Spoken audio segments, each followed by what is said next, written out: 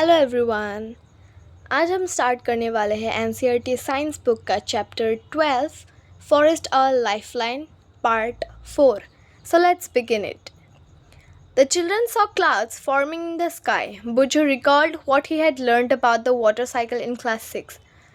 अब उन बच्चों ने देखा कि स्काई में बादल छा रहे हैं, बादल बन रहे हैं। अब बुजू को याद आया कि वाटर साइकिल के बारे में उसने क्लास 6 में क्या पढ़ा था। Trees take in water from their roots and release water vapor into the air through evaporation. अब trees जो पेड़ है वो क्या करते हैं, वाटर एब्जॉर्व करते हैं रूट्स के थ्रू, और ये वाटर और इवापोरेशन के थ्रू ये रिलीज़ करते हैं water vapour. If there were fewer trees, how will the water cycle be affected? अब अगर कम पेड़ पौधे हो तो वाटर साइकिल जो है वो कैसे अफेक्ट होगा। Tibu told them that the forest is not just home to plants and animals. Many people also live in the forest. अब तीबू ने बताया कि जो जंगल है वो सिर्फ प्लांट्स, पेड़ पौधे या जानवरों के लिए ही घर नहीं है, शेल्टर प्रोवाइड नहीं है, उनके लिए सिर्फ होम नहीं है। जो जंगल है उसमें बहुत सारे इंसान भी रहते हैं। सम ऑफ देम में बिलोंग टू डिफरेंट ट्राइब्स। कुछ ऐसे इंसान जो कि डिफरेंट ट्राइब से बिलोंग करते हैं। टीबू explained that this people depend mostly on the forest. The forest provides them with food, shelter, water and medicines. They have traditional knowledge about many medicinal plants in the forest.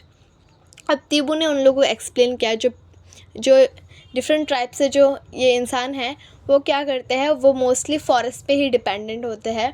Forest से उनको क्या क्या मिलता है, खाना मिलता है, रहने का जगह मिलता है, फॉरेस्ट में वाटर मिलता है, और कुछ ऐसे ट्रीज़ होते हैं ना मेडिसिनल प्लांट्स, उनसे उनको मेडिसिन्स भी मिलते हैं।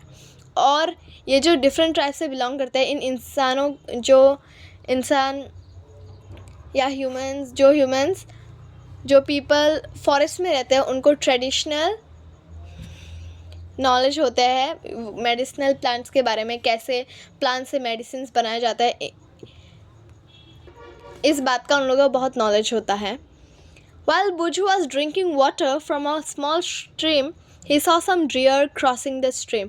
अब बुजू जब पानी खा रहा था, I am really sorry, actually पानी जब पी रहा था बुजू एक छोटा सा स्ट्रीम से, उसने क्या देखा, कुछ डियर जो कि उस स्ट्रीम को क्रॉस करके दूसरे पार जा रहा था।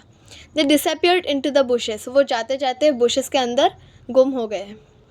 The dense bushes and the tall grass provide animals with a food and shelter.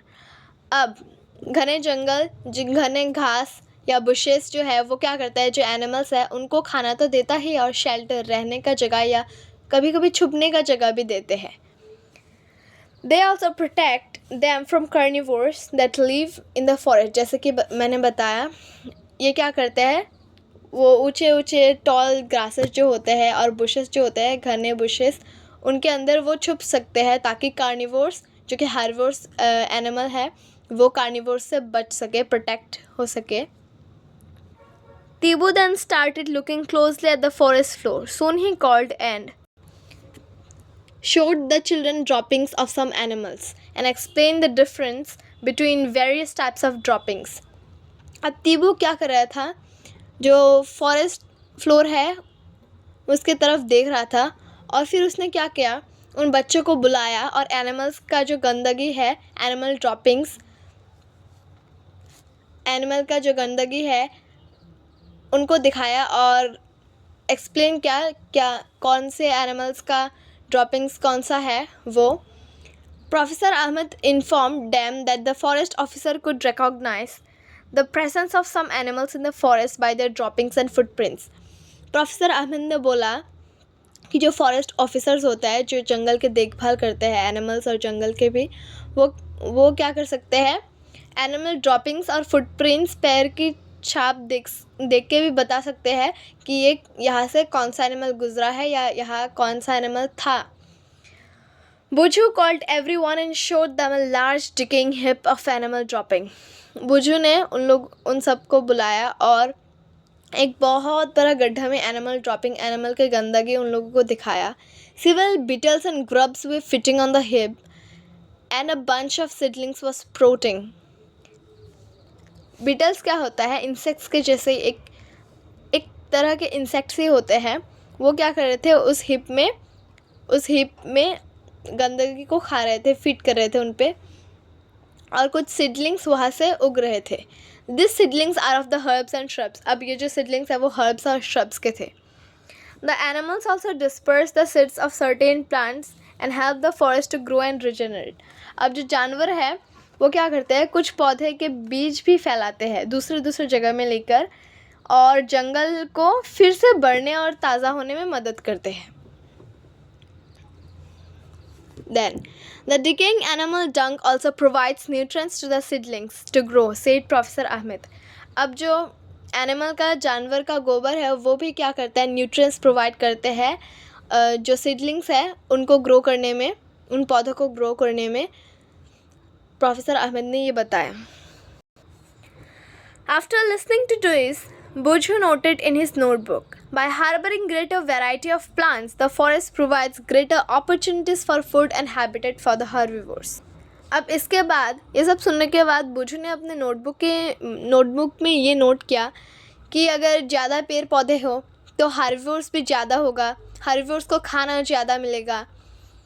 Larger number of herbivores means increased availability of food for a variety of carnivores. अब बुझू ने बोला, अब क्या होता है? अगर ज़्यादा हर्बिवोर्स हो, हर्बिवोर्स के लिए अगर खाना ज़्यादा हो तो हर्बिवोर्स ज़्यादा होंगे, और हर्बिवोर्स ज़्यादा हो मतलब कार्निवोर्स जो होते हैं, जो फ्लैश ईटिंग एनिमल्स होते हैं, उनके लिए खाना भी तो ज़्यादा मिलेगा. आज के लिए बस इतना ही. हम नेक्स्ट क्लास में स्टार्ट करेंगे जो बाकी है, and that will be the last part 5. Bye bye everyone, meet you in next class.